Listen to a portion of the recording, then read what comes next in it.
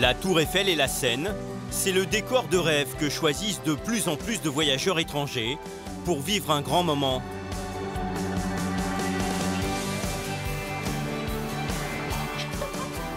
À l'arrivée des beaux jours, les romantiques accourent du monde entier pour un instant inoubliable, une demande en mariage sur la Seine. Ces quelques secondes de bonheur sont organisées par des agences spécialisées. Ces mises en scène peuvent coûter jusqu'à 200 000 €. À bord de ce coupé, Bruno. Il a monté sa propre agence de demande en mariage. Florentin, tu vas prendre les fleurs. Des bouquets de fleurs, Bruno en a offert des centaines avec son stagiaire. Élu meilleur ouvrier de France en 2015, ce photographe s'est spécialisé depuis 10 ans dans les demandes en mariage surprise. Son terrain de jeu préféré, le célèbre fleuve parisien. Je pense pas que ce soit un hasard si la quasi-totalité des demandes en mariage que j'ai photographiées ont été faites le long de la Seine. On a des endroits romantiques qui font un petit peu penser au Paris rêvé que s'imaginent beaucoup de touristes. À chaque fois, Bruno est contacté sur Internet par un homme qui désire faire une surprise à sa belle. Tel un détective, le photographe va rencontrer discrètement le monsieur avant pour régler les derniers détails. C'est le moment où on va pouvoir lui montrer qu'on gère les choses. Parce qu'à mon avis, il doit être un petit peu en panique. Bruno a été sollicité par un client colombien. Nos deux espions lui ont donné rendez-vous près de son hôtel. La future fiancée ignore tout de ce qui l'attend. On est sur place. On va l'attendre ici parce que je ne veux pas me faire repérer dans la réception de l'hôtel. Tiens, le voilà. Il y a des moments où on a vraiment l'impression d'être dans un film. Mais c'est la vraie vie aussi. Et je veux que ça se fasse toujours le plus naturellement possible. Danilo a 27 ans et ne connaît sa compagne que depuis 8 mois. Mais il en est certain, elle est la femme de sa vie. Ça me fait plaisir de vous voir en personne après tous ces échanges. Ce jeune Colombien a déboursé 700 € pour que Bruno monte tout un stratagème. Florentin va donner à votre fiancée un bouquet de fleurs et c'est à ce moment-là qu'elle va comprendre qu'il se passe quelque chose. Ensuite, mon stagiaire va s'éclipser et là, ce sera à vous de jouer. Profitez du moment, vraiment. Je suis un petit peu nerveux, je ne veux pas tout gâcher. Je veux que tout soit parfait. Vous êtes sûr qu'elle va dire oui? Ouais, je suis très confiant, bien sûr. C'est déjà arrivé que quelqu'un dise non? Non, ça n'est jamais arrivé. Et si ça arrivait? Je pense que je continuerai à faire des photos et j'essaierai d'arranger les choses. J'essaierai de la convaincre de dire oui quand même. Be the best. Faites la meilleure demande en mariage de tout Paris. Ok. Allons-y. Allons-y. Merci beaucoup. La demande en mariage surprise aura lieu sur le pont Birakeim qui surplombe la Seine. Bruno et son assistant partent se cacher. Ils vont devoir faire un maximum de photos jusqu'au moment magique. Problème, sur le pont, il y a foule sentimentale. Ah tiens, regarde, justement. Tu vois le couple qui est là? Il est évident qu'on ne peut pas faire la demande en mariage juste à leurs pieds. Il va falloir se décaler en conséquence pour ne pas les avoir dans le champ. À quelques minutes de l'événement, la pression monte. Que je sois là ou pas, la demande en mariage, il va la faire. Donc j'ai surtout pas intérêt à louper ce moment-là. C'est une fois dans la vie, pas deux. Si jamais tu les vois et que tu ne me vois pas dans le champ, tu m'appelles immédiatement pour me prévenir. À tout à l'heure.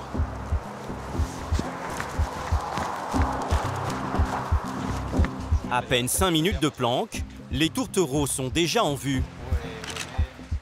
Bruno shoot le couple sans se faire repérer. L'instant décisif approche. Au milieu du pont, l'assistant de Bruno surgit, bouquet en main. Hi, Danilo.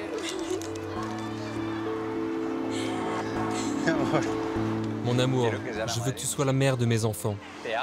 Je t'aime et je sais que je t'aime. Je suis fier d'avoir une femme comme toi à mes côtés. Bruno a réussi la photo qu'il fallait faire. Est-ce que tu veux m'épouser, mon amour? Oui. Oh mon Dieu.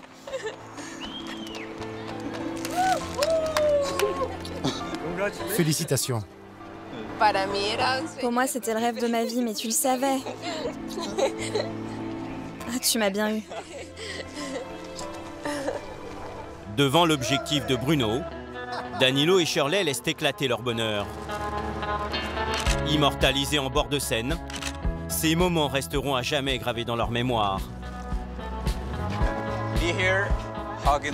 Être ici, prendre dans mes bras ma fiancée, c'est quelque chose dont je n'avais osé rêver.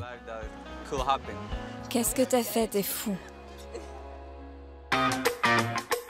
Depuis quelques années, la Seine autorise toutes les folies. La circulation automobile a quasiment disparu des quais. Alors les rives du célèbre fleuve parisien ont changé de visage. L'été, l'ambiance y est électrique, les fêtards viennent du monde entier. Fréquentées par 8 millions de personnes chaque année, les berges de Paris sont redevenues à la mode. Cette ruée vers la Seine est menée par de nouveaux conquistadors. D'immenses bateaux de plusieurs millions d'euros offrent du rêve à tous les étages. Rooftop prisé. Ah, on vient du Venezuela tous. On est vraiment heureux. Terrasses bondées. Restaurants haut de gamme. À suivre un cabillaud, 2 pintades et 3 riz de veau. En coulisses, de grands chefs étoilés comme Jacques Cagnat luttent pour redonner du lustre à la gastronomie sur la Seine. Bah bien sûr que c'est une terrine de luxe, on est dans un restaurant de luxe ici. Ma petite dame, hein? Pour reconquérir le fleuve, certains jeunes talents ont monté des business étonnants. Derrière le bar, vous avez de quoi vous rafraîchir, vous avez des verres, vous avez tout. Vous faites comme chez vous, vous servez. Avec ces véritables salons flottants dotés de bars intégrés, Évrard a lancé une nouvelle tendance, des bateaux apéros qui font fureur.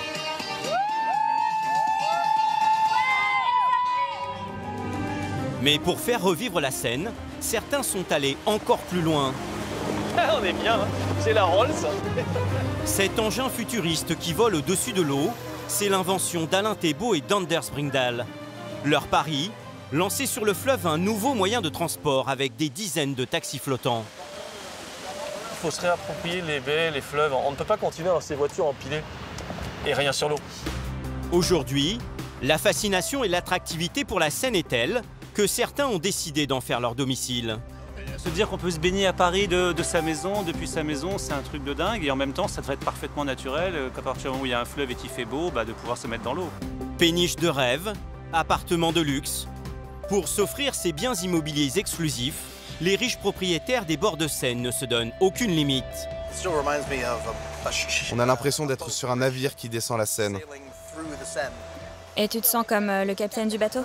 Ouais, même le maître du monde. Mais la frénésie qui gagne la Seine depuis quelques années a ses revers. Elle a transformé la vie de certains habitants en enfer. C'est des gens qui montent sur le bateau. Nous, on dort juste en dessous. Quand on est les 5 h du mat et qu'on travaille, c'est pas possible. Comportements dangereux. Ventes illégales d'alcool. Pour stopper ces dérives, les polices terrestres et fluviales sont sur tous les fronts. Jour et nuit, ces brigades spéciales doivent intervenir en urgence. Vous êtes sûr qu'il n'y a pas de bombe ou quoi que ce soit? Nous sommes en sécurité? Y a pas la croisière s'amuse, Non, c'est la croisière manifeste. La Seine en folie. La vache! Là, il y a vraiment très gros poissons. Embarquement sur le plus beau fleuve du monde. Un univers qui n'a pas fini de vous surprendre.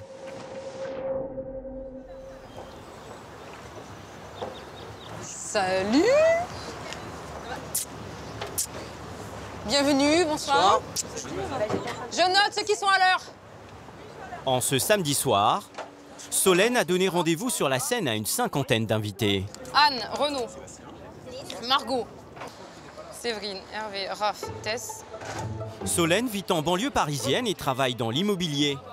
Elle et ses amis ont payé 2000 € pour naviguer sur le fleuve toute la soirée. On fête l'anniversaire de mon mari, Franck.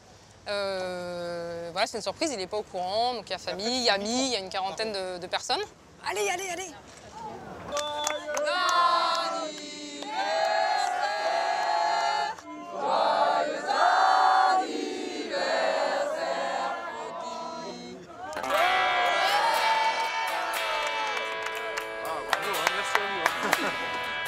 Hervé ? Je m'attendais pas du tout. Franck découvre son cadeau.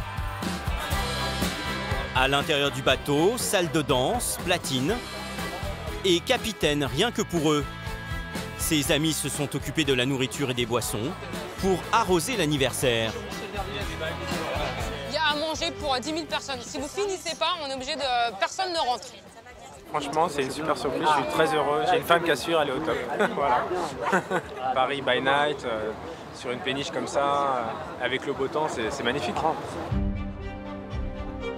Au fil de l'eau, la Seine dévoile ses joyaux. La Tour Eiffel, le musée d'Orsay ou encore Notre-Dame.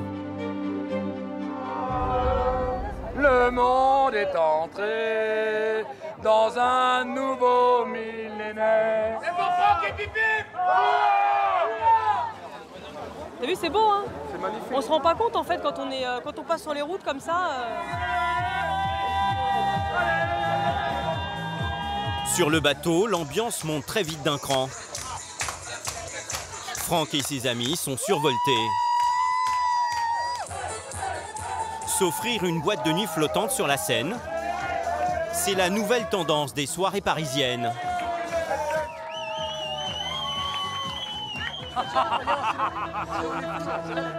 Franck n'est pas au bout de ses surprises. Ce soir, le fleuve va lui offrir un événement exceptionnel. Le plus grand feu d'artifice d'Europe.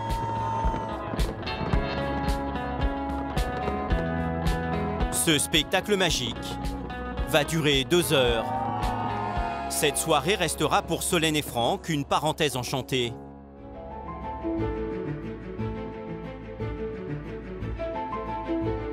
Mais d'autres entretiennent une relation fusionnelle avec ce fleuve, au point d'en avoir fait un mode de vie. La Seine est devenue leur quotidien.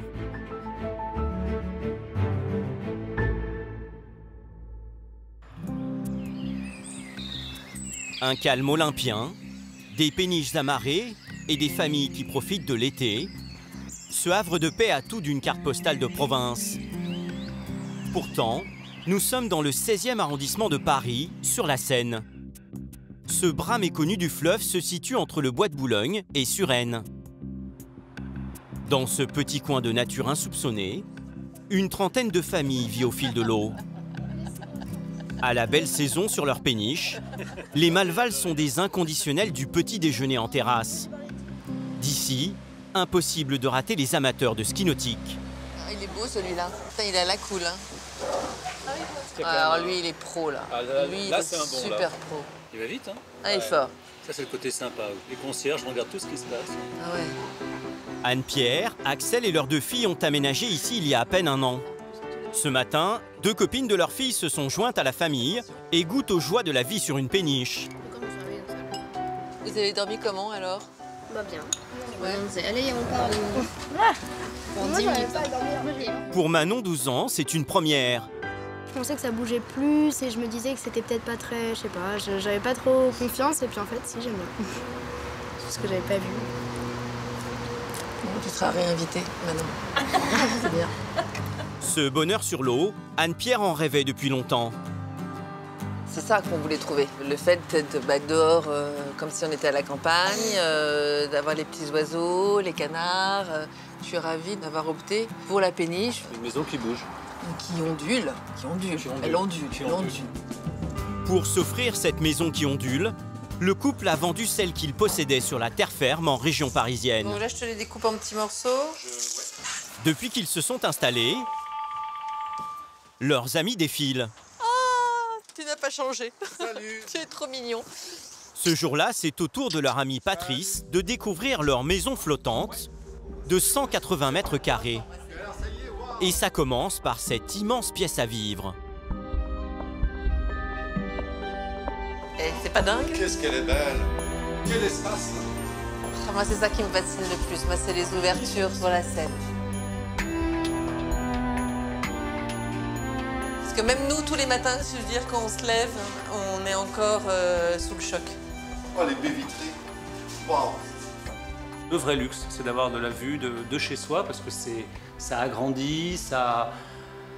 C'est magique de regarder tout, été comme hiver, nuit et jour, tout est beau. Aujourd'hui, tout est beau, mais au départ, ce n'était pas gagné. Pour s'offrir cette péniche, Axel et Anne-Pierre ont dû d'abord débourser 750 000 €. Alors c'est cher, certes, hein, mais c'est vrai que par rapport à Paris, ici le prix du mètre carré, il est 2 fois moins cher, donc le choix il a été très vite fait. Mais le couple a dû remettre la main à la poche. Car à l'époque, voilà à quoi elle ressemblait.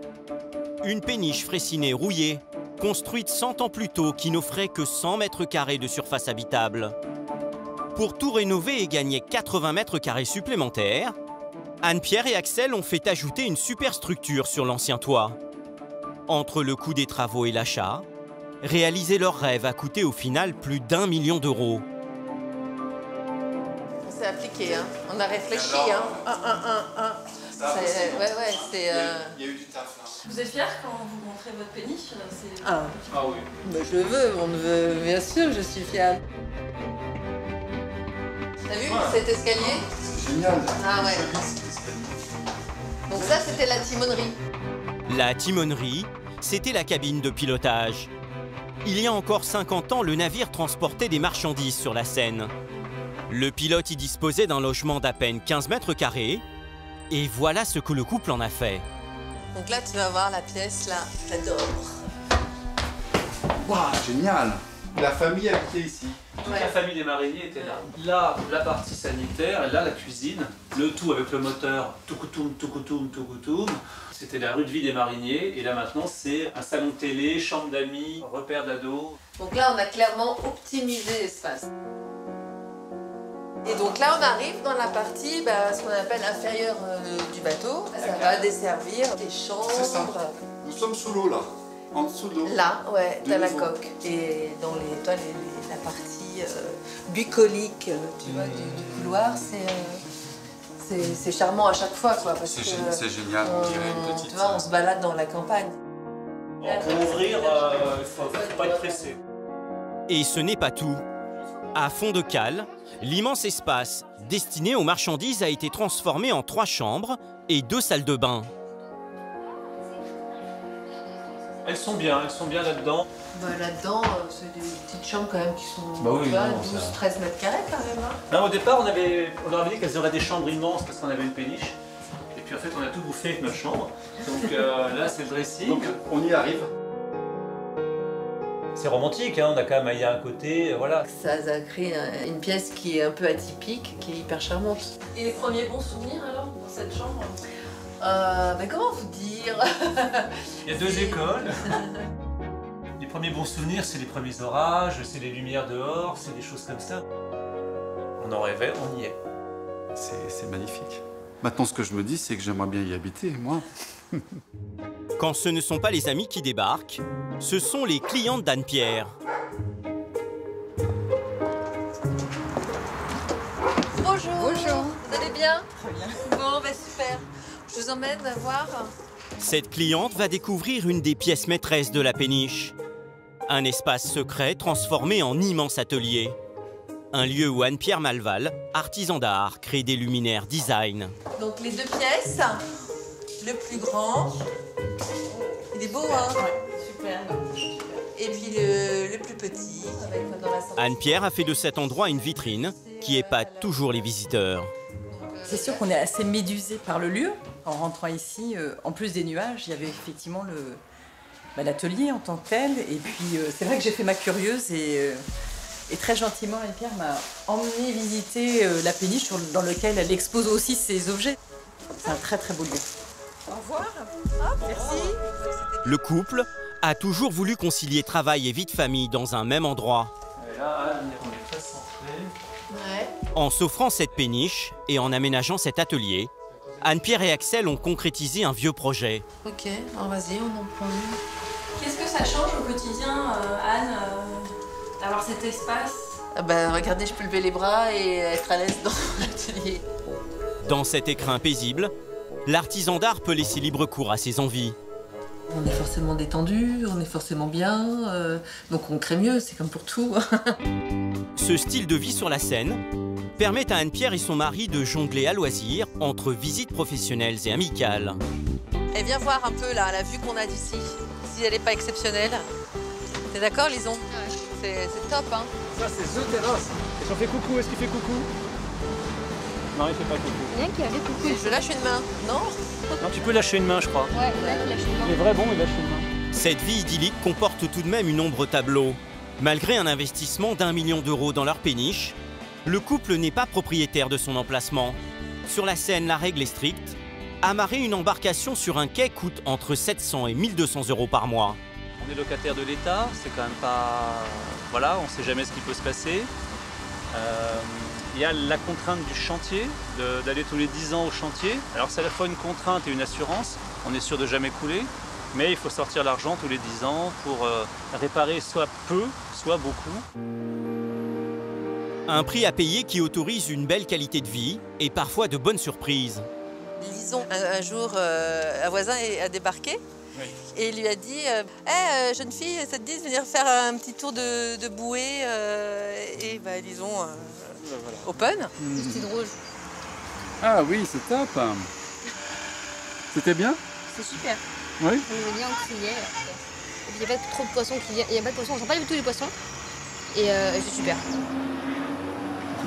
Tu te sens de te baigner dans la Seine ou tu J'aimerais beaucoup, mais on n'a pas encore d'échelle. On va en prendre une, Oui, on va prendre une échelle. Se dire qu'on peut se baigner à Paris de sa maison, depuis sa maison, c'est un truc de dingue. Et en même temps, ça devrait être parfaitement naturel, qu'à partir du moment où il y a un fleuve et qu'il fait beau, bah, de pouvoir se mettre dans l'eau.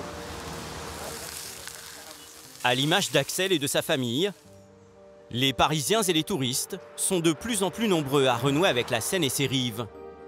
Surfant sur cette tendance, certains y ont même investi des sommes colossales pour en faire des endroits ultra branchés.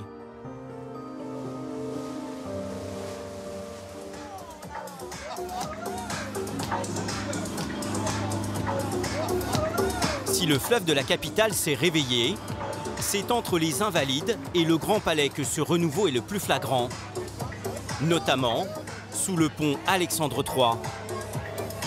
Ici, de nouvelles attractions sont apparues. D'énormes bateaux capables d'accueillir des centaines de fêtards.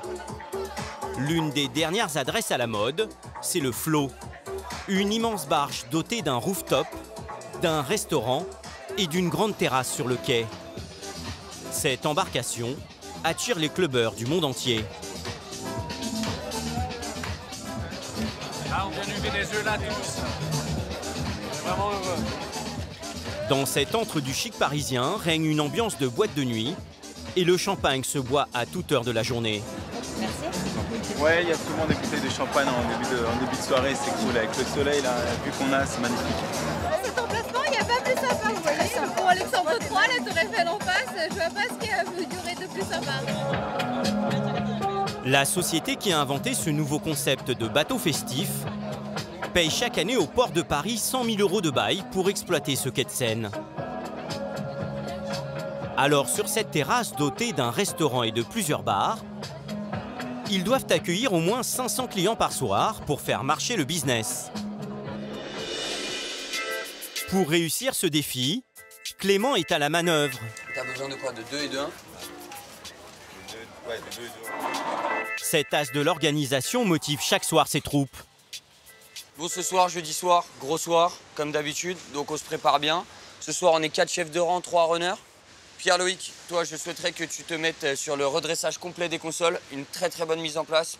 Est-ce que c'est bon pour tous? Est-ce que vous avez des questions sur le service? Non. Bonne concentration et bon service à tous.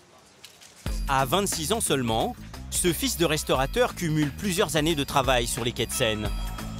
T'as un portefeuille? Tiens. La terrasse ne fonctionne que l'été pendant 4 mois. Clément a donc peu de temps pour réaliser un maximum de chiffre d'affaires. Vous vous préparez bien sur la mise en place cocktail, menthe, citron, pour pas avoir de difficultés pendant le service. Il est 19 h. Les clients affluent de partout sur le port des Invalides. Rapidement, les bars se transforment en usines à cocktails. Le mojito classique et le mojito fraise. Les barmen vont servir plus de 300 breuvages vendu 14 € pièce. C'est en bas. C'est qui fera 28 €. Dans cette ambiance de bar de plage, Clément a l'œil sur tout. Vérifie ton fond de caisse. Pour éviter de perdre des clients qui s'impatienteraient, Clément doit sans cesse trouver des solutions. Là, il vient juste d'ouvrir un second bar. Ici, la bouteille est commercialisée entre 25 et 35 €. Je ferais combien en bord dessus 5. Mais le plus gros enjeu de Clément se situe au niveau des tables.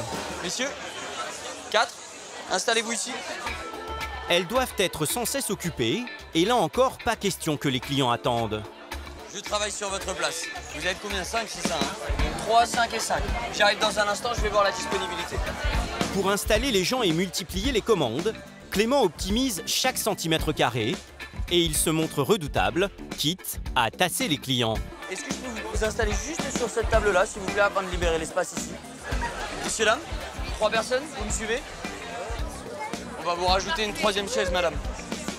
Là, il faut avoir été champion de Tetris quand on était petit pour pouvoir placer les clients et leur expliquer qu'il faut placer le monde, laisser un petit peu de place aux gens afin que ce soit assez convivial. Voilà.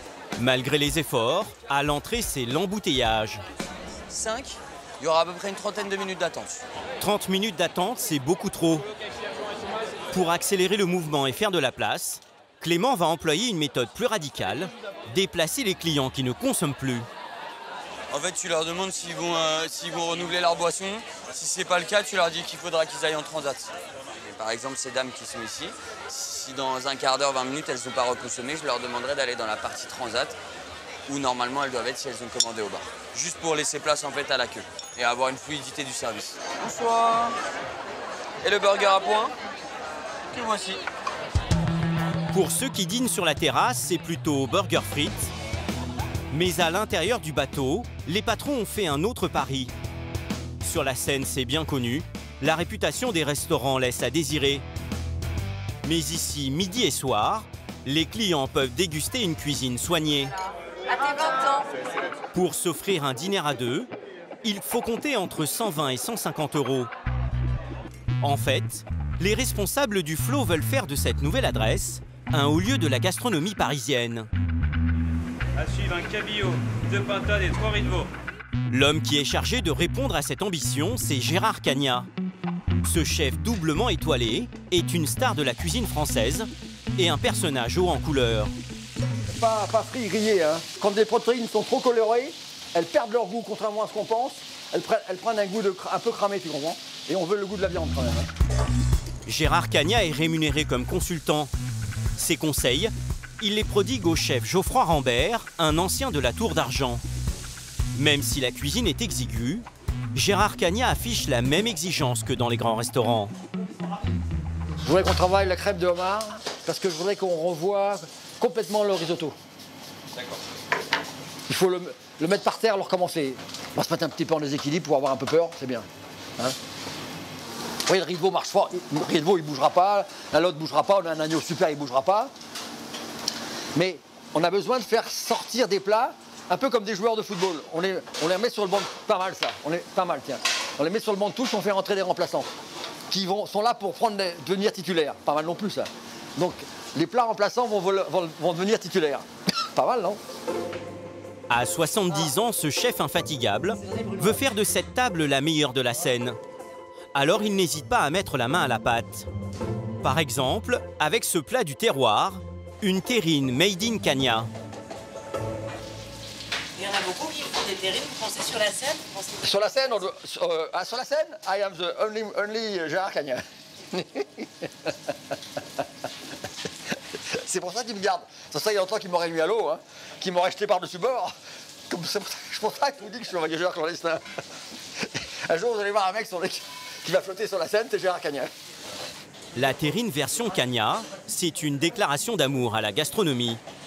Une farce de porc fermier, salé, poivré, légèrement alcoolisé avec Porto et cognac. Mon fameux boudin de foie gras, il va cuire doucement à l'intérieur. Bon, c'est facile, hein? Tous les gars vont regarder, après ils vont tous faire des terrines. Et vous voyez, et je caresse, je frôle j'écrase pas. C'est une terrine de luxe, ça, avec du... Bah bien sûr que c'est une terrine de luxe, on est dans un restaurant de luxe ici. Ma petite dame, hein? Le chef étoilé n'a plus rien à prouver, mais ici il retrouve une seconde jeunesse. Relever le défi du haut de gamme sur la scène le motive particulièrement. Actuellement, toutes les villes se réapproprient les ports. Regardez à Londres ce qui s'est fait, regardez à New York ce qui se fait, regardez à Nantes ce qui se fait. Partout, on va s'installer maintenant. On a besoin de la rivière. La rivière va devenir un acteur important du développement économique ludique. C'est-à-dire pour les soirées festives, etc. Disons que le fleuve est à la mode. Voilà. Pendant ce temps-là, sur le rooftop du bateau, la température est montée d'un cran. Laurent, le patron du lieu, s'est mêlé aux clients. Pour les séduire, il a invité ce soir des DJ renommés. Le problème, c'est qu'ils font trop grimper les décibels. La musique est forte un peu. Ouais, mais on va avoir des problèmes avec les voisins. Ouais, En fait, t'as les péniches en face qui sont... Ouais, c'est ce qu'on comprend. C'est là où ils habitent et ils sont assez virulents. Ouais. Donc on va faire baisser la musique. Sur la scène, la réglementation est claire. Les établissements festifs ne doivent pas dépasser les 89 décibels. Laurent demande à son DJ de baisser le son. Il redoute une plainte pour tapage nocturne et une forte sanction. Ça sert à rien de se faire remarquer pour d'énerver les gens pour quelques décibels en plus. Autrement, c'est à l'amende après? Après, ça peut être l'amende, après, ça peut être la fermeture administrative, après, ça peut être plein de choses. Ouais. Mais une demi-heure plus tard, une embarcation de la police fluviale s'approche du bateau. Elle est chargée de faire respecter la loi, alors Laurent est inquiet. Je pense qu'ils regardent un peu si les gens sont pas trop près du bord. Parfois, ça arrive que certains se jettent à l'eau volontairement. Donc je pense qu'ils sont dans une situation de prévention. Ça a l'air d'aller.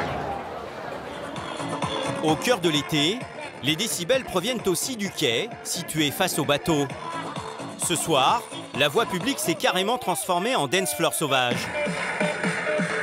Ce DJ en herbe a amené ses platines, c'est pourtant interdit. Une platine pour mixer un petit peu là, sur la scène, pour mettre un peu d'ambiance. Essayer de faire danser un maximum de gens. Regardez, ils dansent, ils sont contents.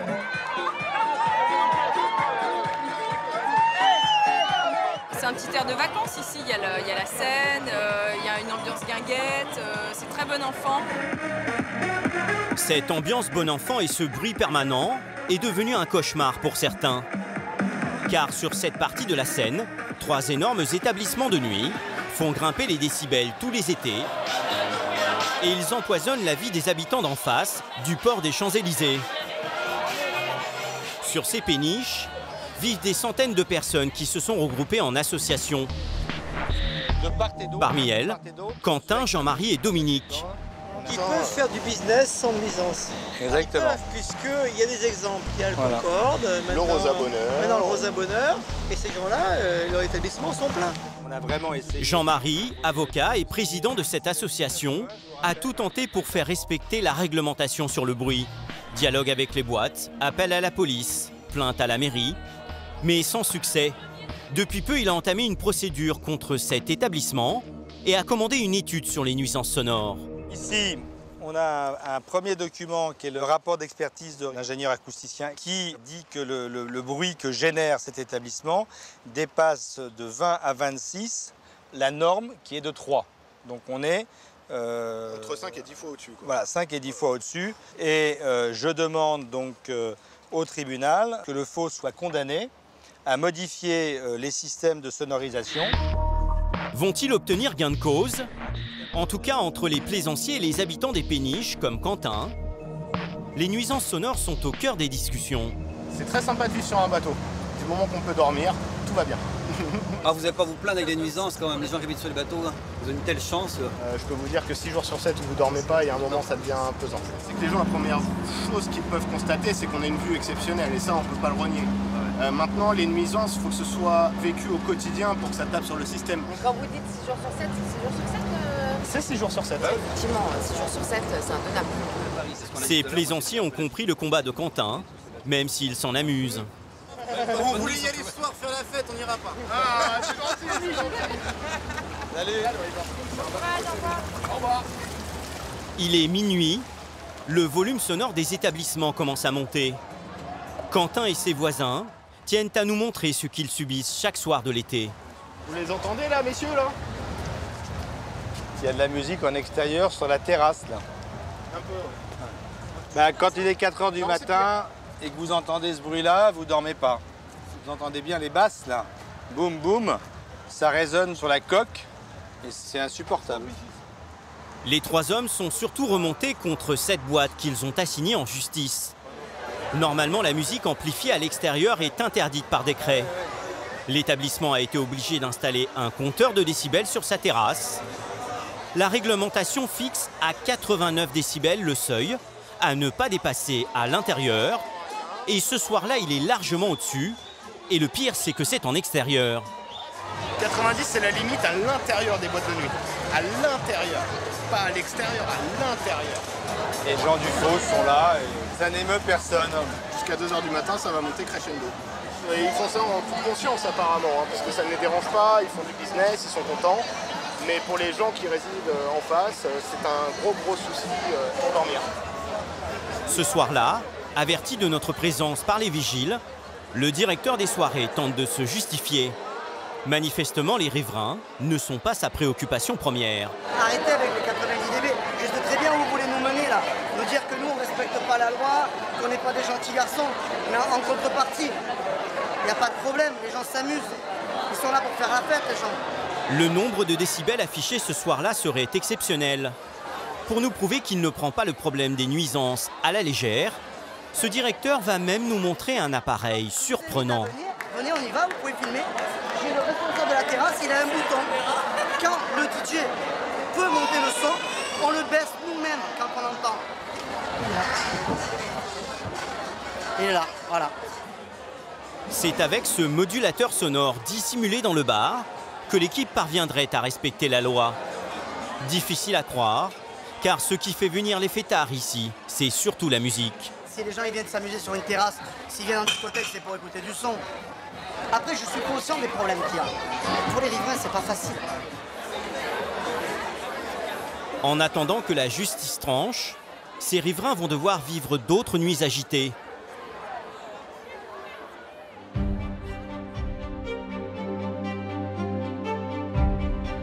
Si le bruit est un problème difficile à supporter, d'autres habitants de Péniche subissent des situations encore plus graves.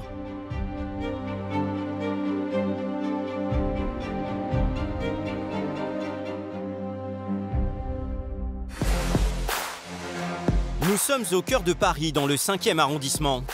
Comme décor, la cathédrale Notre-Dame. Forcément, ces quais de Seine sont les plus prisés de la capitale. À l'heure de l'apéritif, les touristes et passants affluent et ils ne sont qu'à quelques mètres de la péniche de Pierre. Pierre, 33 ans, habite ici depuis sa naissance. Depuis que ses parents sont partis à la retraite, il a hérité de cette péniche et y vit avec sa compagne. C'est quand notre prochaine navigation là? Le couple adore vivre au fil de l'eau et a toujours des projets de navigation. Bois-le-Roi. Ah, c'est beau, Bois-le-Roi. Ce serait pas mal qu'on s'arrête à Vernon. Ah oui, ce serait bien de dormir à Vernon. Et on pourrait s'arrêter à Connelle aussi. À l'arrivée des beaux jours, dès qu'ils le peuvent, Pierre et sa compagne prennent la poudre d'escampette, car ils ont un petit problème.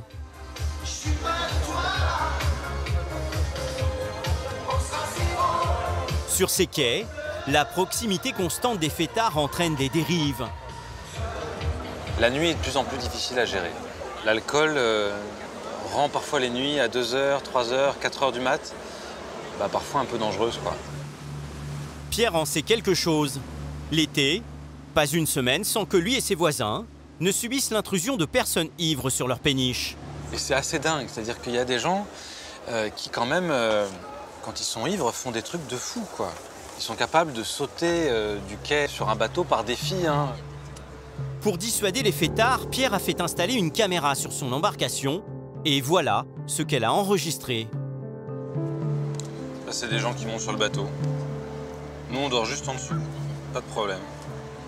Ça, je crois que ça, c'est la meilleure, celle-là. Oh là là, oui. Là, attention, je vais monter. Et là, boum, il saute 2,40 m. C'est un beau saut. Pas mal. Après, il saute là, sur le bateau. L'autre, il est un peu moins bon, il se vaut. Je pense qu'il s'est fait assez mal, mais il saute quand même. Ouais, et là, il a failli passer à l'eau, là. Là, on le voit en train de se viander. Le couple en rigole, mais ces intrusions à répétition font de leur nuit un enfer. Ça fait un vacarme épouvantable quand on est à l'intérieur. On a l'impression que quelqu'un vient de taper avec un marteau sur une tôle en fer. On se réveille en sursaut, c'est un peu angoissant et on a le cœur qui bat la chamade. Moi, ça me met en colère, oui, mais ça sert à rien d'être en colère. Il faut être calme, mais d'un autre côté, quand il est 5 h du mat et qu'on travaille, c'est pas possible. Et en sautant sur le toit de leur péniche, les intrus occasionnent de sérieux dégâts. Ils se baladent sur le bateau, quoi. Il a failli casser le mât. Ils endommagent les écoutilles vitrées. Voilà, c'est la fête. Et il y a pire. L'an dernier, en pleine nuit, le jeune homme a été violemment agressé par un trio de rugbymen. Mais c'est une autre attaque encore plus grave qui l'a profondément marqué. Ça, c'est le mec qui m'a fait super peur. Il s'est caché à l'avant du bateau quand je suis sorti pour l'évacuer. Et je lui ai dit, qu'est-ce que tu fais là? Et il m'a juste dit une seule chose, il m'a sauté dessus en criant Allah Akbar, Allah Akbar. Je vois sa tête et je me dis, putain, c'est un fou. Et il m'a fait super peur.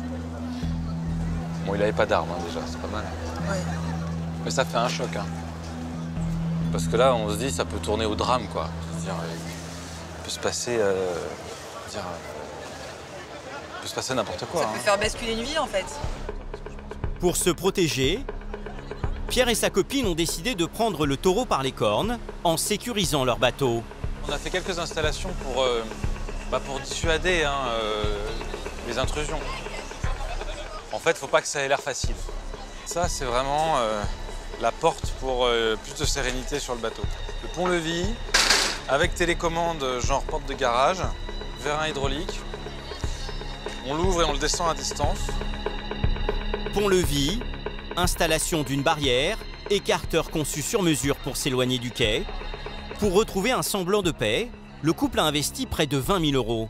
Ça fait un peu Fort Knox, hein, c'est-à-dire que maintenant c'est un peu difficile d'accès.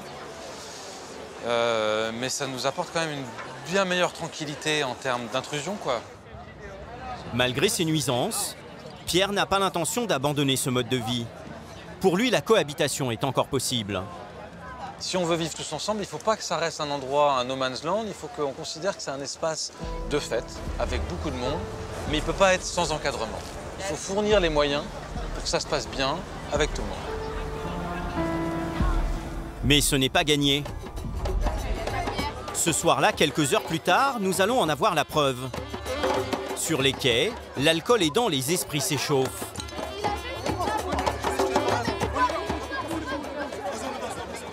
Il est 1 h du matin.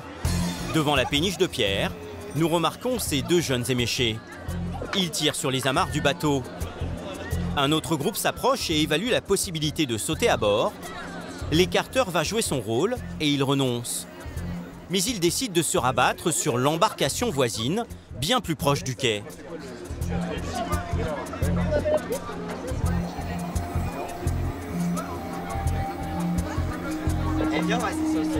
Inconscients, les deux intrus piétinent sans vergogne les écoutilles en plexiglas, au risque de les briser.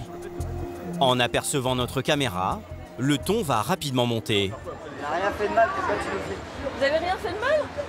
Vous montez sur la propriété privée en fait Mais pourquoi tu le filmes? Tu nous cherches des embrouilles là comme ça? Ta caméra, on va la péter, je te jure. J'ai un droit à l'image, je crois. Vous voulez faire du droit pur, nous on a tous une licence de droit ici. Enfin, on veut pas être filmé, c'est tout. Les deux jeunes sont étudiants en droit, mais ils ont apparemment une notion de la loi à plusieurs vitesses. Mais c'est pas ton problème, genre... Mon droit à l'image. Ah ben j'ai privé, c'est d'accord ou pas? Et vous êtes en infraction, vous êtes d'accord ou pas? Quand vous êtes dessus. Mais infraction ou pas, le droit à l'image, c'est le droit à l'image. Ils sont beaucoup plus soucieux de leurs droits que de celui des riverains. Est-ce que le mec s'est levé? Qu'est-ce qui vous passe par la tête pour faire ça? J'ai même pas de raison, je sais pas, je sais même pas en fait, genre... Mais cassez-vous vite, loin, genre je suis pas là ou là-bas. Heureusement, ce soir-là, ces fêtards n'auront pas eu le temps de commettre des dégâts. Une bonne nouvelle, car chaque année, pour ces habitants des péniches, la facture est salée. L'an dernier, pour ces 7 embarcations, elle s'est élevée à plusieurs dizaines de milliers d'euros.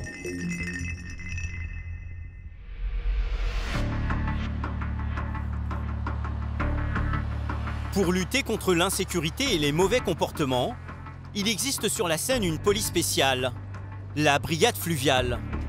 T'as pas une blague à nous raconter? La FLUV, comme on l'appelle, a installé sa base au centre de Paris. Cette unité de la préfecture de police est composée d'une centaine d'agents, tous formés à la plongée. Leur mission, faire respecter la loi sur le fleuve, mais surtout sauver des vies. Dans la Seine, la baignade est interdite, mais l'été, certains jeunes se jettent à l'eau par défi et prennent d'énormes risques. Ces derniers mois, plusieurs accidents se sont déroulés et chaque année, quelques personnes meurent par noyade. Ce jour-là, les hommes de la fluviale partent s'entraîner dans ces eaux dangereuses. La Seine, elle est vraiment sa vie et tous les jours c'est différent. Et donc les conditions de visibilité, les conditions de courant, ça nous permet en fait d'éliminer certains facteurs qui peuvent nous stresser quand on va partir sur une intervention de plongée, de recherche de personnes par exemple. Et bien on sait que ces facteurs-là, c'est bon, on les maîtrise parce qu'on les a testés aujourd'hui. C'est pour ça qu'on nous appelle les plongeurs, parce qu'on a des gants de vaisselle. Si ces policiers s'équipent autant au niveau des mains, ce n'est pas seulement à cause des températures froides du fleuve. Au fond de l'eau, ils trouvent de drôles de choses. Cet après-midi-là, au bout de quelques minutes d'immersion, les hommes de la fluviale découvrent toutes sortes d'épaves. Barrières de sécurité, caddies de supermarché, cuvettes de toilettes, vélos ou encore téléphones. Et il y en a de toutes les époques. Mais voilà le genre de choses qu'on peut trouver dans la Seine. On n'a pas trouvé la personne qui était au bout du fil. Voilà, ça date. Hein. En fait, la Seine n'est jamais nettoyée. Ces policiers sont juste chargés de récupérer les objets les plus encombrants. Alors au fond de l'eau, les déchets s'accumulent. Quelques heures plus tard, Olivier et son équipe partent en patrouille. Oui, juste pour vous informer, on a fait un passage là devant Paris-Plage, hein, et donc on vous annonce un secteur calme. Hein. Il y a un peu de monde, mais ça reste bon enfant, festif. Voilà, donc on continue notre ronde. En ce soir d'été, il fait très chaud. Les policiers redoutent que de jeunes éméchés ne piquent une tête dans la Seine. On a un pic l'été justement, parce que c'est festif et les gens ont envie de se rafraîchir. Voilà, sans penser forcément aux dangers qu'on peut avoir sur la Seine. Les soirs de fête, plus la luminosité diminue, plus les risques sont importants. La nuit est tombée, alors les policiers sont sur leur garde. L'alcool consommé de façon excessive peut facilement provoquer une chute accidentelle. On sent bien que là, ils sont plus comme tout à l'heure. Ils ont certainement pris quelques verres et là, ça commence à être un petit peu plus festif. Voilà. Hein, là, en l'occurrence, là-bas, ça crie. La soirée se passe bien pour eux. Depuis leur bateau, Olivier et son équipe traquent les comportements dangereux. Je vais remonter un petit peu, s'il vous plaît. Merci, bonne soirée. Je pense qu'elle a besoin d'un petit coup de main. Encore un petit peu.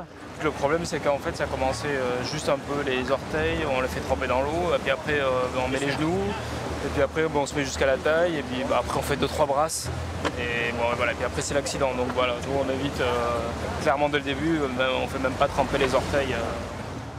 Pas le temps de s'attarder. Les hommes de la fluviale sont appelés sur une urgence rarissime. Vous a signalé des passagers turbulents sur le bateau manifeste. Ils étaient aux Invalides il y a 2 minutes. Ils doivent intervenir sur un bateau-mouche rempli de touristes. Voilà, là c'est bon, vas-y. Libérez Öcalan! Libérez Öcalan! Des manifestants ont pris en otage cette croisière. Ils réclament la libération du leader kurde, emprisonné depuis 17 ans en Turquie. Il a arrêté de crier comme une vache, ça sert à rien. Les gens qui sont importants, les politiques et tout ça, ils sont pas sur les quais en train de... Vous savez très bien, c'est que des jeunes. Le comportement des manifestants affole les passagers, comme cette touriste argentine. Vous êtes la police? Vous ne pouvez pas nous laisser sortir? Vous n'êtes pas là pour notre sécurité? Si, bien sûr. Ok, eh bien nous devons sortir d'ici. Il n'y a aucun problème sur le bateau. Comment vous le savez? Avez-vous bien vérifié? Nous avons contrôlé toutes les personnes, ne vous inquiétez pas. Et ce sont des gens bien? Vous êtes sûr qu'il n'y a pas de bombe ou quoi que ce soit? Nous sommes en sécurité? S'il vous plaît, ne vous inquiétez pas. Je ne vous fais pas confiance, on veut sortir là, tout de suite. Rapidement, la peur gagne d'autres personnes. Est-ce que vous voulez descendre du bateau? Oui, on veut tous descendre de ce bateau. Bon, d'habitude on fait pas arrêter le bateau, mais là ils sont vraiment tellement paniqués les gens qu'on préfère, les faire débarquer et qu'ils finissent leur soirée tranquillement plutôt que ça sème la panique et qu'ils transmettent la panique à tout le monde sur le bateau.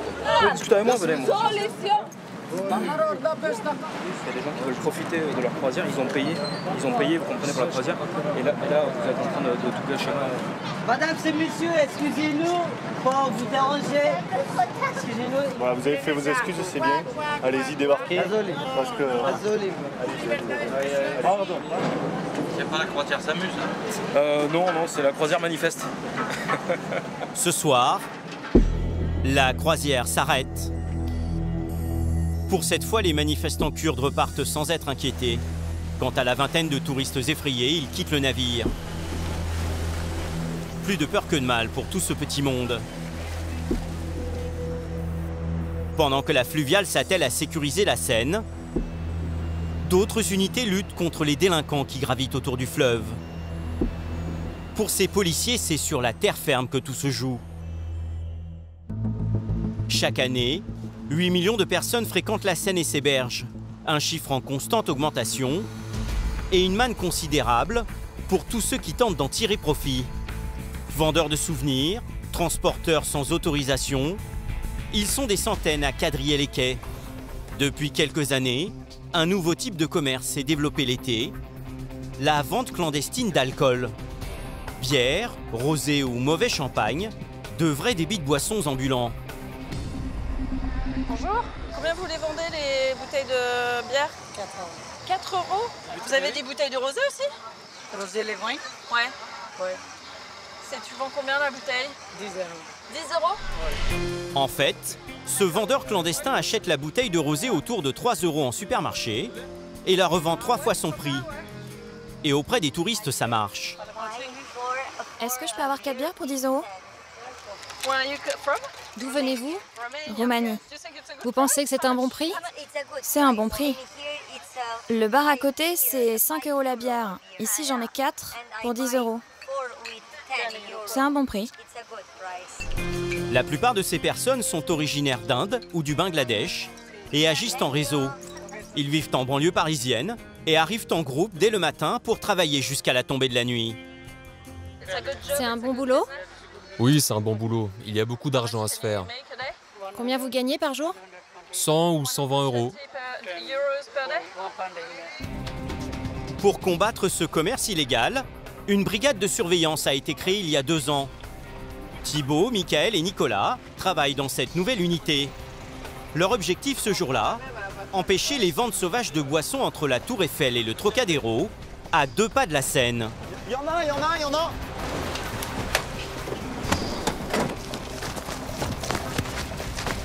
Leur technique, les prendre par surprise. Ramasse-le, juste. C'est bon, on a le matos, on a les... Voilà. Il n'a pas compris ce qui lui arrive au début. Ils sont là tous les jours, dans tout le secteur Quai Branly, Tour Eiffel, Champ de Mars. Ils sont vraiment là tous les jours. Mais on est là aussi tous les jours. Les interpeller en flagrant délit est difficile.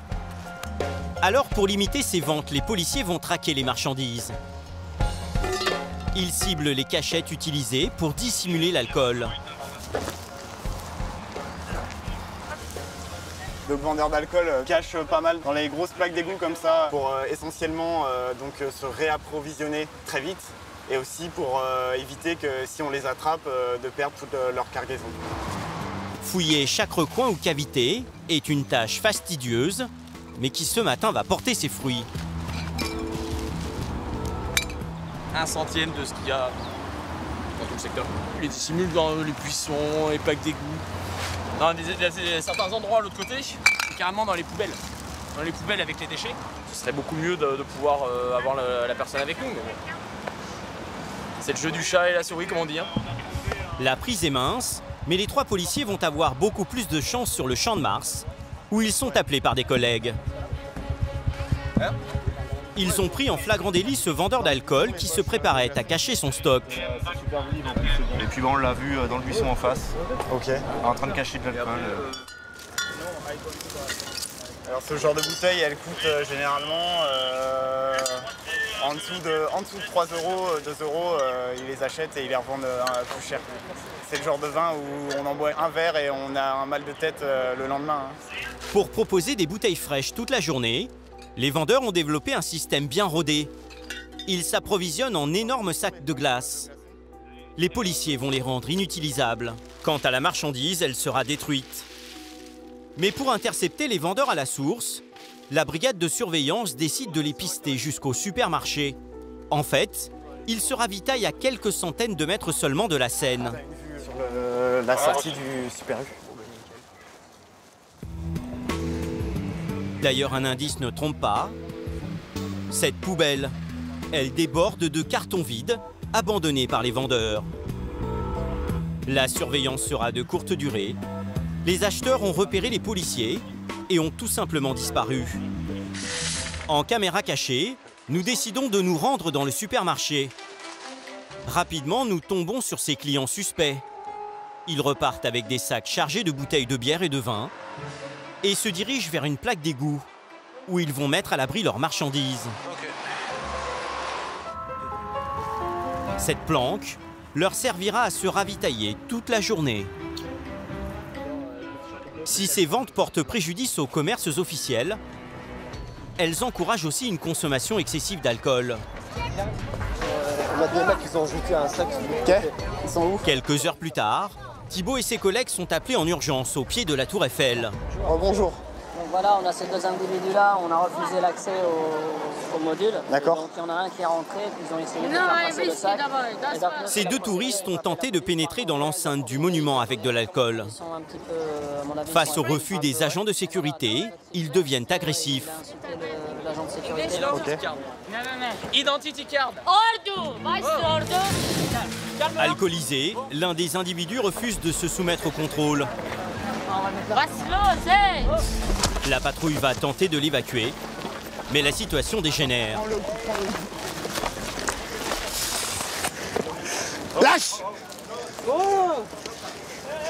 Tourne-toi! Tourne-toi, je te dis! Ah, ok. Les 2 hommes vont finir leur journée au commissariat. C'est souvent comme ça, souvent les problèmes d'alcool. Et les problèmes d'alcool, c'est souvent le gros fléau de ce secteur. Quoi. Ils voulaient rentrer sur le site, sauf qu'ils n'avaient pas le droit, ils avaient de l'alcool chaud. Puis bon, dès qu'ils nous ont vu arriver, en gros, c'est parti en outrage rébellion. Bilan positif pour la brigade. La surveillance des voies sur berge se poursuivra tout l'été. Pendant que certains jouent au chat et à la souris sur les quais de Seine, d'autres s'adonnent à un drôle de sport et vivent sur le fleuve une aventure insoupçonnée. Elle se déroule loin du centre de Paris et de la foule des touristes. Pour la découvrir, il faut se lever tôt. Il est 7 h du matin. Sur les rives de la Seine de l'ouest parisien, Mitch et ses amis se préparent à une étonnante expédition. Oh, il y a du matériel là. Eh, tu joues à quoi là? Tu t'amuses? Là, tu veux qu'on se foute sur la gueule. C'est tout ce qu'il y a. Comment tu veux qu'on pêche aujourd'hui? Mitch est un roi de la pêche. Son sport favori, remonter les plus gros spécimens du fleuve parisien. Voilà, avec quoi on pêche? Je garantis une prise à 100%. Grâce à ces poissons vivants qu'il a pêchés et va utiliser comme appât, il va s'attaquer au monstre de la Seine. Le silure. C'est le plus gros poisson d'eau douce d'Europe. Il mesure jusqu'à 2,70 m et peut peser plus de 100 kg. Il se cache au fond des fleuves, alors le remonter est toujours un combat. Pour le gagner, Mitch et son équipe aguerris ont tout prévu. T'as le moteur à essence, là, le thermique qui va nous propulser, qui va nous emmener sur les endroits pour aller très vite. Et là, le moteur électrique, on va guider à l'aide de la télécommande. Donc ce moteur électrique-là, il va nous permettre de nous déplacer silencieusement sur les endroits où on pêche pour éviter que le poisson nous entende. Donc ça, c'est pareil, outil indispensable pour la pêche de silure, pour être très discret. Parce que le thermique, on ne l'utilise absolument pas quand on est en accent de pêche. Faut surtout pas, sinon les poissons, ils partent. Ce stratège de la pêche n'est pas peu fier de son embarcation. Il y a investi 30 000 € et vous n'avez encore rien vu. Là, c'est bon, c'est bon, c'est bon. Impeccable.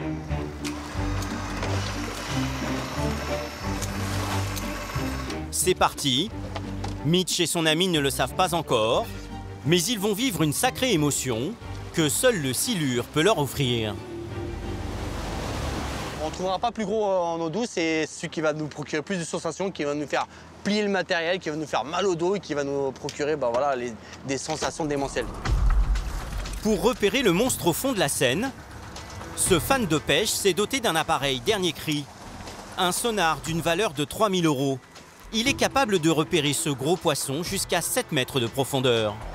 Ce qui monte là, c'est moi. Donc moi je suis au-dessus, Rémi est un peu plus sur le fond, lui. Oh là là, regarde le poisson! Mitch a repéré un silure, mais il se fait désirer. Là, on voit que c'est un très très gros poisson parce que du coup, là, il y a le montage Jérémy qui est là. Il est monté dessus, on le voit bien, à hauteur de son appât, là. Donc ça, c'est un poisson, on arrive un petit peu à donner une approximation, je pense, entre 1,80 m et 1,90 m, là. Et c'est encore plus énervant quand on a ce genre d'outil-là. On les voit monter. Alors si tu pêches sans ustensile comme ça, tu sais pas, c'est du poisson en dessous. Mais nous, toute la journée, on voit ça. Toute la journée, on les voit monter. Et au bout peut-être du 40e poisson, on va peut-être en faire un.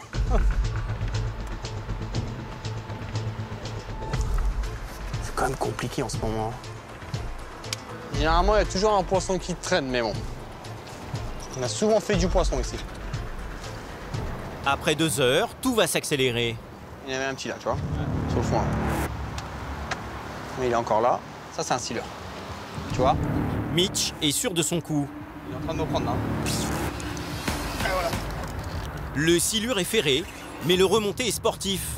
Il faut éviter tout geste brusque qui pourrait casser la ligne. Pour hisser à bord un tel poisson, c'est toute une technique. Muni de gants, Rémi l'attrape par la mâchoire. Le poisson ne peut pas mordre, mais c'est plus prudent. Il y a vraiment beaucoup plus gros, c'est vraiment un bébé là. Là, c'est la gamme, on va dire, toute petite quoi. Mais bon, voilà. C'est lui qui a choisi de partir. Mitch garde le sourire, mais cette première prise est loin de le satisfaire. Des silures de 2,50 m ont déjà été pêchées dans la Seine. Hors de question d'abandonner. Mais il va falloir faire avec le trafic. Mitch le sait, la Seine est loin d'être un fleuve tranquille. Les manœuvres impressionnantes des péniches peuvent faire basculer n'importe quelle partie de pêche. En plus, elle est en train de faire un truc bizarre. T'as vu ce qu'elle fait là? Elle va faire peut-être son demi-tour, donc tu vois. Donc là, on n'est pas dans son sillage, mais c'est ça qui est très dangereux. Ça te dérange pas qu'on est ici? Ah, c'est pas dangereux, mais ouais, il y a quand même des éléments de sécurité à prendre en compte, et ouais, ça va vite. Hein. Parce que tu sais, quand tu es concentré à la pêche, tu regardes ton écran, tu regardes ta canne, tu vois pas ce qui se passe autour. Hein. Pour réussir une belle prise, le bateau s'est éloigné vers des eaux plus calmes. Toujours aucun gros poisson à l'horizon. Pour les attirer, Mitch a sorti son arme secrète. Cette fois-ci, plus question d'électronique. Cet instrument en bois est un clonk, rien de tel pour draguer le silure. C'est un outil là, qui vient des pays de l'Est, qui a pour but de frapper la surface de l'eau, là, d'émettre un bruit là, un peu sourd. Là. Le bruit attise sa curiosité et il va remonter un petit peu plus en surface. Et quand il voit l'appât, ça nous aide aussi un petit peu à le faire mordre. Le bruit et les vibrations vont-ils attirer le silure vers la surface et les appâts vivants? Visiblement, Mitch a mis dans le mille. Un spécimen s'approche de la ligne de Rémi. Ah, il y a un beau poisson là sur le fond. Là. Voilà. Allez hop. Ouais, ça tire. À l'autre bout, la bestiole est beaucoup plus puissante et coriace que la précédente. Oh, t'as du mal ou quoi?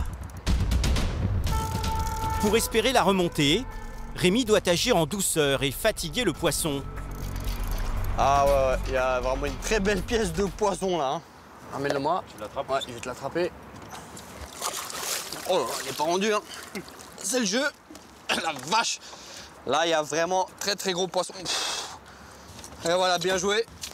C'est ça qui nous fait vibrer hein, sur la pêche, c'est ça. C'est quand on voit des gros morceaux comme ça. En plus, ça, c'est un vieux poisson. Mitch et Rémi sont tombés sur un mastodonte. Pour connaître sa taille, ils partent le mesurer sur la berge. Mais ils doivent faire très vite et le rafraîchir pour éviter qu'il ne meure avant de le relâcher. Et verdict, 2,5 m. Ah bah c'est pas mal. C'est joli, hein? Non? Magnifique. La pêche? Un gros poisson, hein? Les sportifs de passage n'en reviennent pas. Tu fais une photo pour ma fille? Oui, venez. Avec plaisir. Ce cycliste n'en avait jamais vu de sa vie. Une belle bête, hein? Impossible de conserver le poisson plus longtemps hors de l'eau. Ce monstre est relâché. Il part rejoindre les milliers de congénères qui peuplent les profondeurs de la Seine. À l'image de Mitch et de ses amis pêcheurs, ils sont nombreux à succomber au charme du fleuve parisien. Les quais de Seine sont peuplés de personnages dont on ne soupçonne pas le rapport qu'ils entretiennent au fleuve.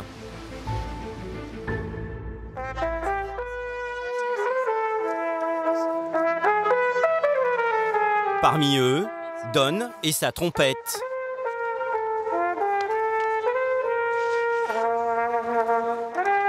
Don n'est pas un musicien de rue, il ne fait pas la manche. Cet Américain à Paris est multimillionnaire.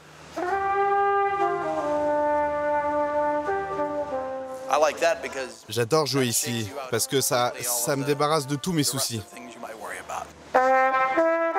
Originaire d'une famille modeste du Michigan, Don est un ancien Marines. Il a fait fortune grâce à une société d'informatique qu'il a créée. Aujourd'hui, il n'échangerait pour rien au monde ses quelques notes de musique, jouées sur une petite île connue du monde entier, l'île Saint-Louis. L'endroit n'a pratiquement pas changé de visage depuis 400 ans et ne cesse de le fasciner.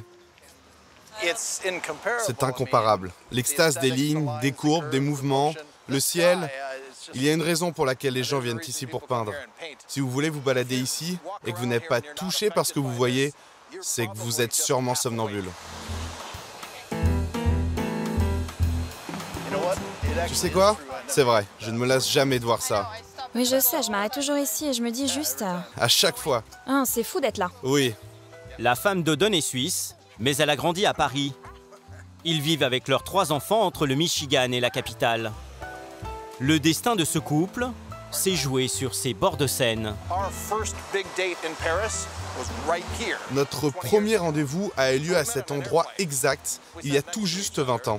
On s'était rencontrés dans un avion et elle m'avait mis au défi de la convier à un rendez-vous galant. Elle vivait à Paris, alors je suis venu pour la surprendre et je l'ai emmenée là, à la Tour d'Argent. Et aujourd'hui, nous vivons là, juste en face.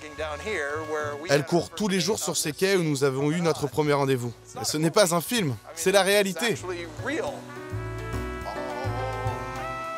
À chaque fois qu'ils séjournent à Paris, Don et sa famille regoûtent à la gastronomie française. Tous les matins, ils sacrifient au rituel des croissants. Je crois qu'on a tous très faim, donc on va commander beaucoup de choses. Leur adresse préférée, la boulangerie de la Tour d'Argent, le prestigieux restaurant aux 3 étoiles. Dès qu'on monte dans l'avion, on se réjouit des croissants et du petit déjeuner. Hein. On descend de l'avion et puis il y a des croissants à l'aéroport. On tient bon jusqu'à ce qu'on arrive ici. Et là, tout de suite, les croissants. Hein. Je vois monsieur d'habitude en tenue de jogging, puisqu'il fait son jogging. Et au retour de la course, il prend la viennoiserie pour la petite famille, apparemment. On me remarque assez facilement. Un gros, bleu, qui court sur les quais. C'est assez facile de me repérer. Sur ces bords de Seine, chaque étape permet d'assouvir un péché mignon, celui des enfants, les fromages français. Oui. Alors, choisis un fromage avec un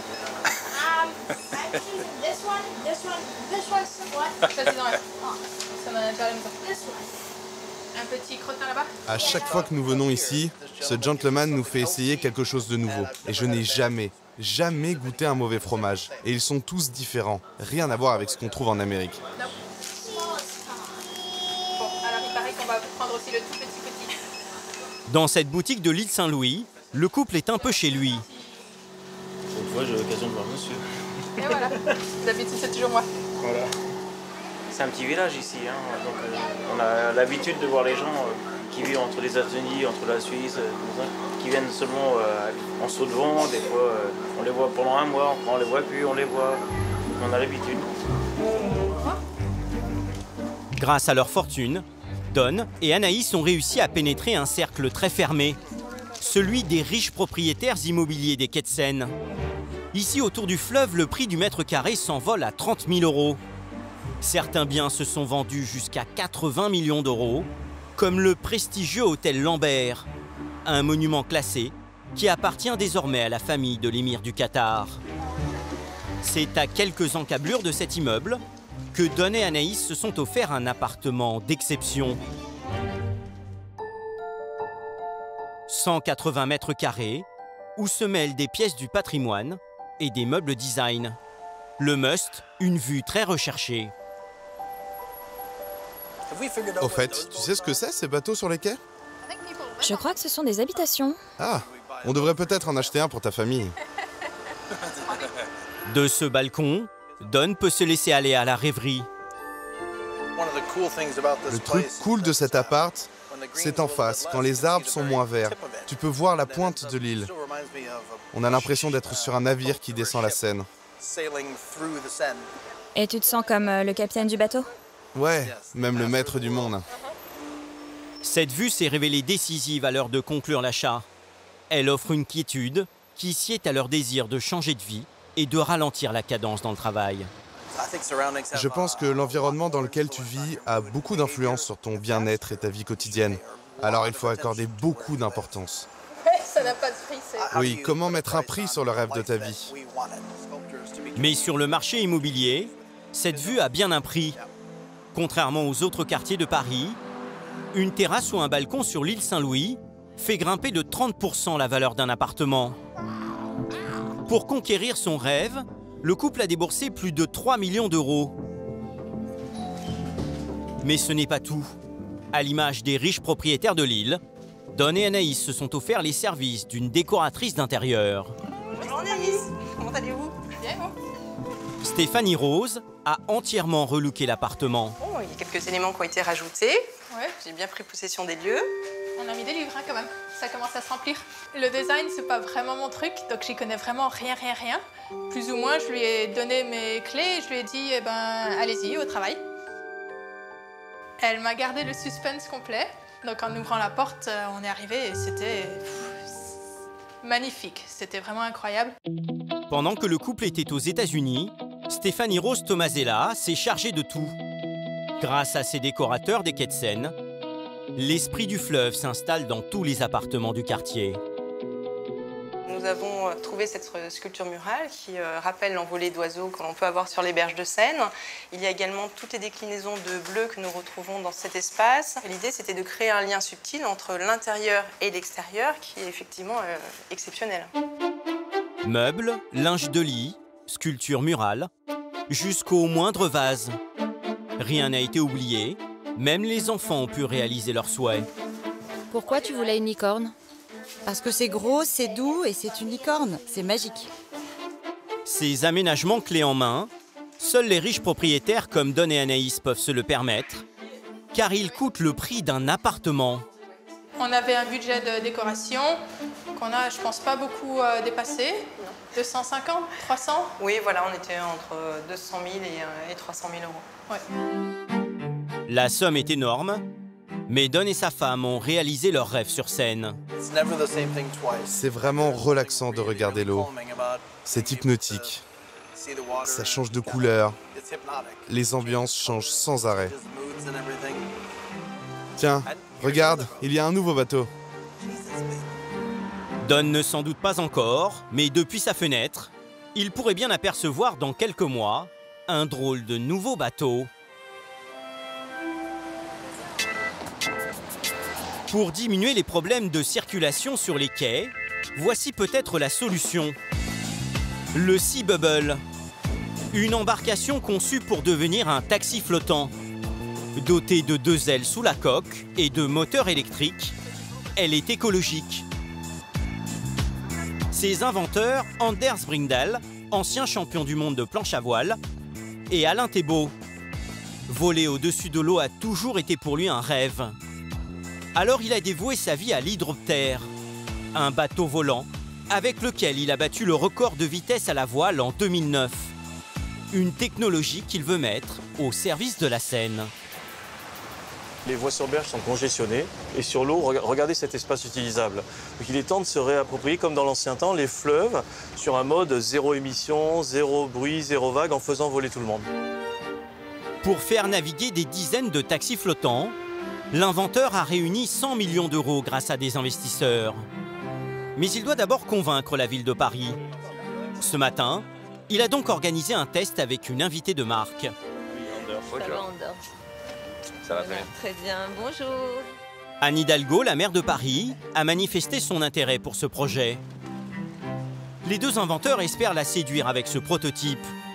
Ils ont également convié la presse. Sur l'engin, Madame la maire a pris les commandes. Visiblement, la balade lui a beaucoup plu.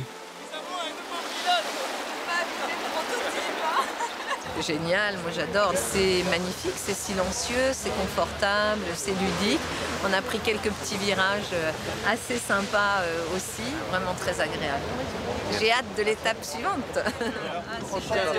L'étape suivante, c'est la mise en circulation de ces taxis flottants. Pour Alain, c'est juste le sens de l'histoire. Le fait d'arrêter de polluer, d'être entassé sur les quais dans les bouchons, et ça, clairement, c'est la mienne. Regardez, depuis le début de cette interview, on n'a rien vu passer sur l'eau. Non, franchement, il faut se réapproprier les baies, les fleuves. On ne peut pas continuer à avoir ces voitures empilées et rien sur l'eau. Pour rendre son projet réalisable, Alain Thébault s'appuie sur l'expertise d'un architecte mondialement connu, Jacques Rougerie. L'homme vit sur cette péniche parisienne depuis 1977. Sur ce bras de Seine, ses sorties avec cette étrange voiture rouge ont contribué à sa légende. Il y a ma voiture amphibie. Donc on voit les 2 hélices à l'arrière. Je voulais avoir une voiture qui aille sur l'eau. Et l'histoire de cette voiture, il s'en est construit 3600 en Allemagne. Il en reste une dizaine à peu près à travers la France, dont celle-ci. Voilà, donc pendant plus de 10 ans, je m'en servais vraiment régulièrement. À l'époque où son véhicule fonctionnait encore, ses escapades amusaient beaucoup les riverains. Sa voiture amphibie, c'est un peu l'ancêtre du taxi flottant. Également océanographe, Jacques Rougerie a installé ses bureaux dans sa péniche. Ici, il a imaginé des maisons et des villes entières sous les océans.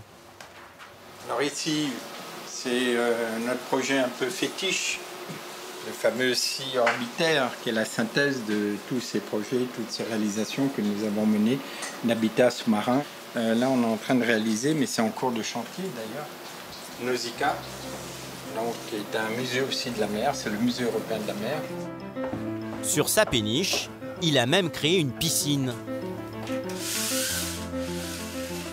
Ça fera 40 ans que j'ai construit ce bassin. Dès que j'ai acheté cette péniche, j'ai voulu faire ce bassin sous l'eau, au cœur de ma péniche. Il y a 2 ans, il a embarqué dans l'aventure Sea Bubble. Ils ont fait un 3D avec tout l'ensemble de la structure en panneaux solaires. C'est génial. Ah, j'ai essayé les projecteurs là, sous-marins l'autre soir. C'est extraordinaire. Après, il faut qu'on fasse attention aux moindres détails d'attache, parce que c'est ça. Sa mission, concevoir un embarcadère futuriste capable d'héberger plusieurs taxis flottants. Vous allez avoir cette station à la gare d'Orsay, enfin au musée d'Orsay plus précisément. Voilà, donc ce sera la première génération des stations Sea Bubble. C'est une belle aventure. Voilà. À chaque fois qu'il évoque ce nouveau moyen de transport, l'architecte est intarissable. À travers un engin qui ne fait aucune vague, qui se déplace là comme une libellule au-dessus de l'eau, comme un papillon, vous voyez, c'est sûr que vous verrez Paris d'un autre œil. Ça ne fait qu'amplifier ce rapport charnel, sensoriel à l'eau. Et le Sea Bubble est un engin qui s'adapte parfaitement dans nos nouveaux cadres de vie. Là, vous glissez sur l'eau, vous surfez sur l'eau. Donc c'est magique de découvrir pareil comme ça. Pour que les Parisiens aient un jour cette chance, toute l'équipe travaille d'arrache-pied à 800 km de Paris. Près de Marseille, le port de La Ciotat. Ici, les clients se pressent pour réparer les plus beaux yachts de la planète. Au milieu de ce géant des mers, Alain multiplie les tests sur ses futurs taxis flottants.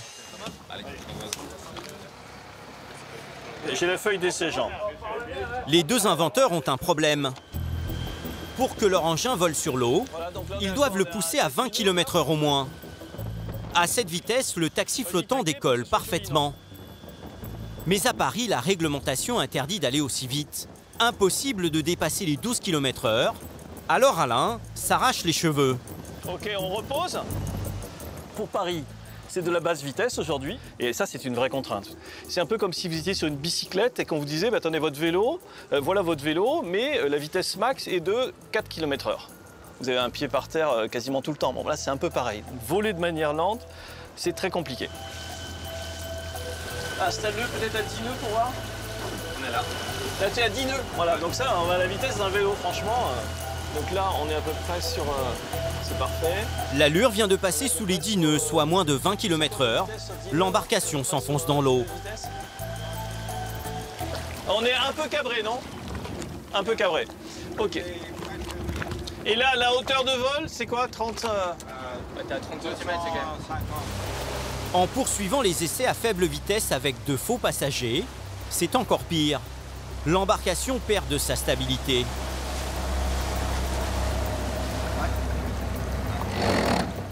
François, pour virer les fesses. L'avant, des fois, elle fait ça.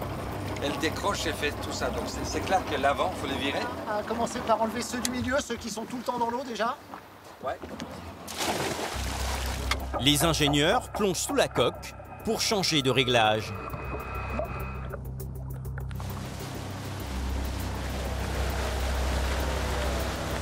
Mais rien n'y fait.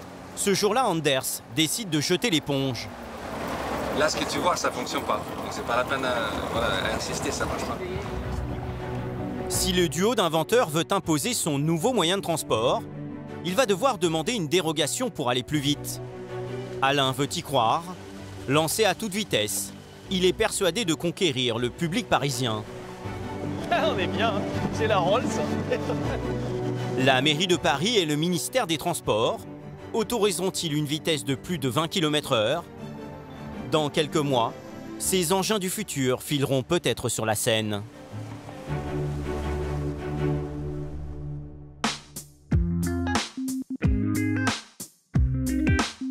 Conquérir ce fleuve mythique, c'est l'ambition de beaucoup d'entrepreneurs.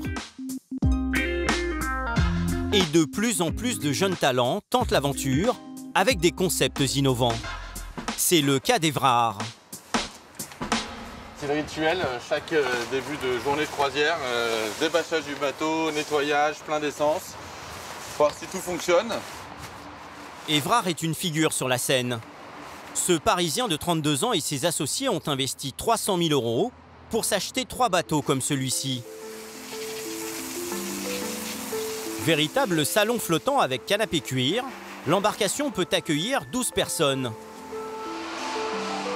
Après avoir obtenu une autorisation d'exploitation des ports de Paris, Évrard a lancé une nouvelle mode, le bateau apéro sur Seine.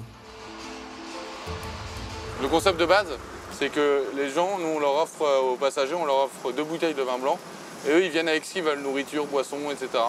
Donc en fait, c'est eux, ils se mettent derrière le bar et ils sortent leurs petites affaires, etc. Et ils sortent les copains. Ils sont tellement bien plus heureux de faire le service que d'être servis, pour une fois, que ça va très bien comme ça. Nickel. Évrard a eu cette idée après un stage en mer. Il a décroché son permis bateau il y a 8 ans et paye 4 000 € de droits d'amarrage par bateau et par an. Chaque soir, il endosse un rôle qui l'amuse beaucoup. Et là, voilà, c'est la partie hyper sympa de mon métier. C'est que je vais vraiment faire du bateau, là. On se met à l'aise et c'est notre petit uniforme d'été, un petit polo avec... pour bien montrer qui on est, tout simplement. Ce soir, le capitaine remplit son bar de bouteilles, car des Parisiennes ont réservé l'embarcation pour une soirée particulière.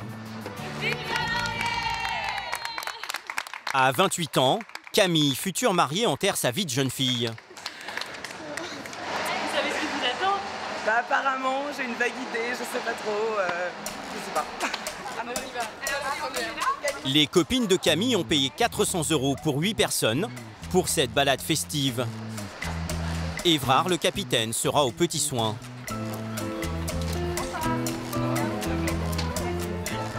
Mesdemoiselles, bonsoir. Bonsoir. Alors, je suis votre capitaine pour ce soir. Je m'appelle Évrard. Si vous avez la moindre question, vous n'hésitez pas. 2-3 consignes de sécurité toutes simples. Si vous êtes tout à l'avant en même temps et qu'il y a des vagues, vous risquez d'être mouillé. Sachez-le. Et après, derrière le bar, vous avez de quoi vous rafraîchir. Vous avez des verres, vous avez tout. Vous faites comme chez vous, vous servez. Si vous voulez brancher de la musique, c'est possible aussi. Vous branchez un iPhone. Et voilà. Et après, vous n'avez plus qu'à vous amuser. Énorme surprise. J'ai trop hâte de commencer là.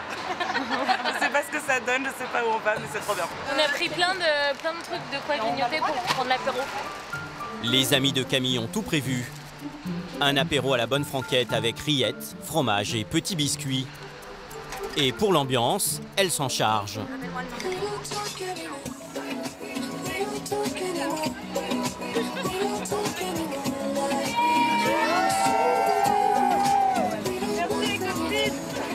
Vous êtes magnifiques.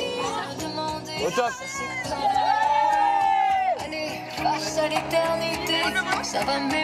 C'est quand même hyper beau Paris. Non mais c'est complètement bateau, mais c'est vrai. Et surtout là, dans la nuit, avec les monuments éclairés, les ponts et tout ça, c'est...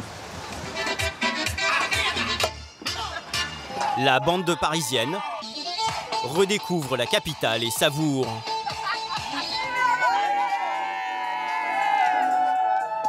En tant que Parisienne, on va jamais prendre un bateau mouche. Ça c'est évident. Enfin, on le laisse, ils sont déjà pleins et on le laisse aux gens qui visitent.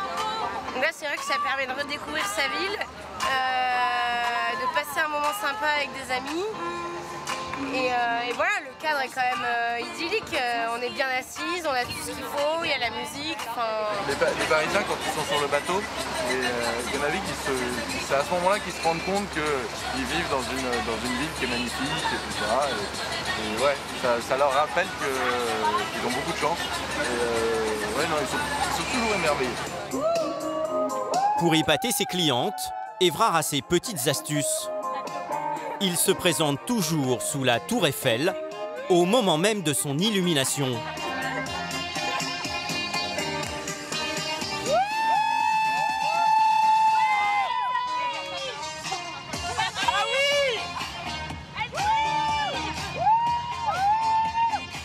Ça, je sais que ça marche à tous les coups. Ça fera toujours rêver les Parisiennes. Ce soir, Évrard a conquis Camille et ses copines.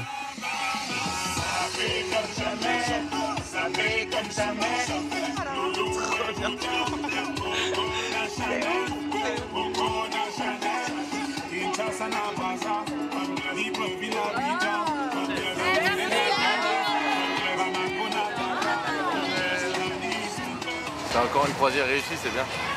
C'est cool. Grâce à ce nouveau business, Évrard a embauché 4 salariés. Il a concrétisé le rêve caressé par beaucoup, se faire une place sur la Seine et embrasser pour longtemps le fleuve le plus majestueux du monde.